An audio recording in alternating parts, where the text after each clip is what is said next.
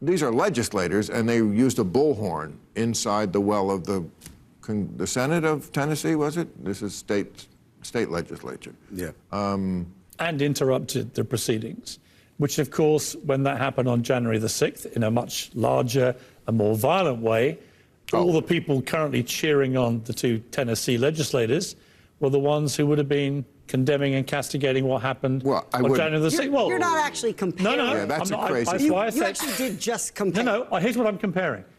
When you have a mob of protesters and they're going into a legislative chamber, whether it's at the Capitol or whether it's in Tennessee, the principle's the same. And if you don't have the same principle response to both of those things, regardless of scale, then you're not principled. No, listen, the principle is different.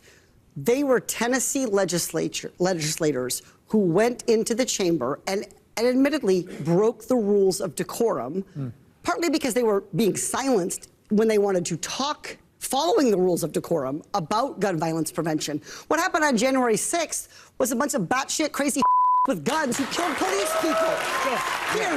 That is not the same. But Katie, I, like Bill, I agree with what the legislators who were doing the protesting, I agree with them about guns. Everyone knows, I think, in fact, that's why I left CNN. It's nice to be back, by the way, on CNN.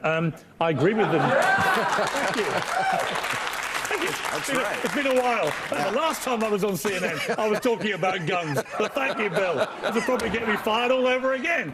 This is Katie Porter making short work of British broadcaster Piers Morgan, who is trying and failing here to equate the situation in Tennessee with what happened on January 6th. It didn't go well. Now, let's be clear. What happened on January 6th at the Capitol was not a, quote, larger and more violent iteration of what happened in the Tennessee state legislature, something that Katie Porter made perfectly clear to Piers Morgan.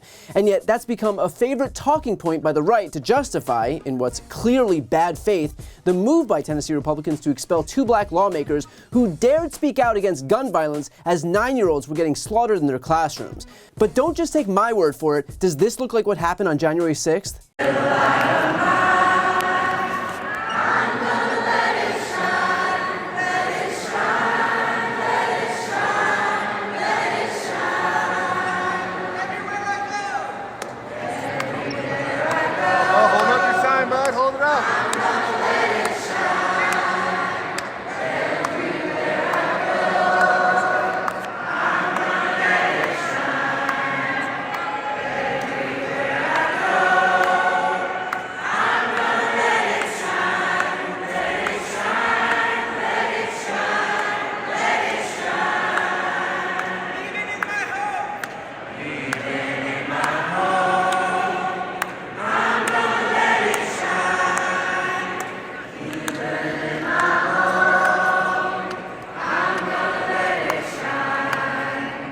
Because that doesn't look like January 6th to me. That looks like a bunch of heartbroken families singing in an effort to be heard, while their own kids and families are getting killed at the hands of guns, while the people whose job it is to do something have opted instead to do nothing. And in fact, the act that got Justin Jones and Justin Pearson expelled was using a bullhorn in the well of the legislature. Why? Because maybe without a bullhorn, those Republicans aren't seeming to get it through their skulls that it is their job to pass legislation to keep people safe, not the profit margin of gun manufacturers. Maybe that bullhorn would help them hear the truth behind those piles of cash that are getting doled out by the gun lobby. And yet, apparently not. Apparently for those Republicans, money and power speak just a little too loudly to hear over the cries of children dying in their own state. So let's maybe use some common sense here and recognize that these legislators echoing the voices of the voiceless across that state and the country is not the same as a violent mob of rioters seeking to overturn the election results because they were too butthurt to accept the fact that their guy lost, and so they want the vice president hanged. Maybe let's not just blindly accept lazy right-wing talking points from people whose sole goal it is to serve as apologists for what happened on January 6th. I'm not sure whether it was Pierce's intention to serve as a useful idiot for the GOP, but that's exactly what's happening here.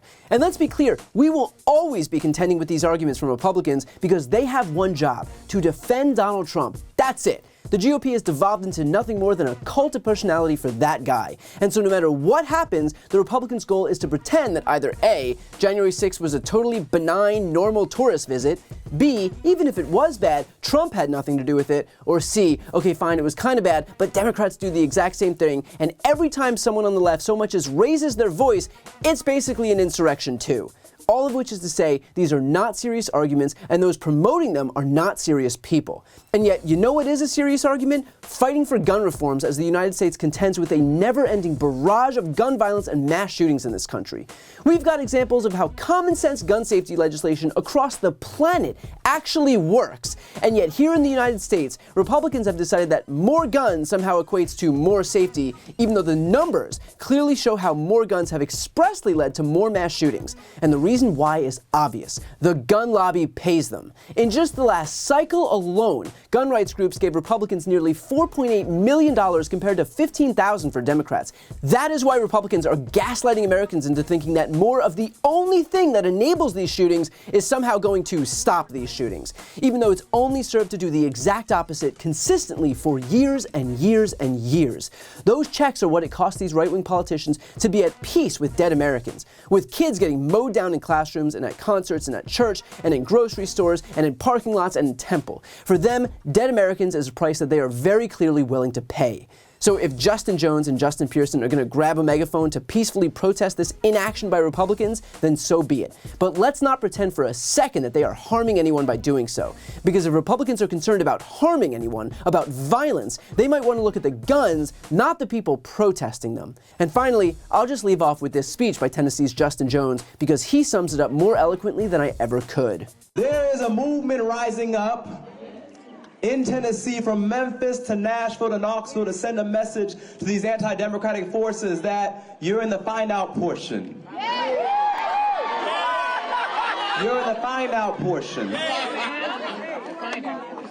That you shut off our microphones and so we had to bring a megaphone. That you pushed our people to the back so we had to walk up to the front of the well. And so we have a clear message that our brother Pierce is going to join us. We know, I'm confident, because I know that after crucifixion comes resurrection.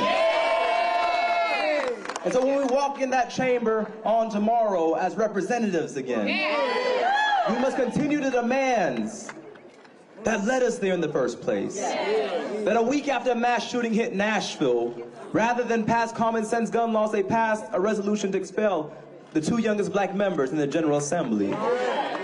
And so we walk in there tomorrow with a clear message that we have a demand of Cameron Sexton to resign.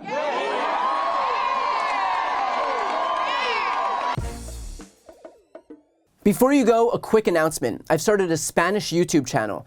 Democrats desperately need to be able to appeal to Spanish-speaking audiences, so this is me doing my part.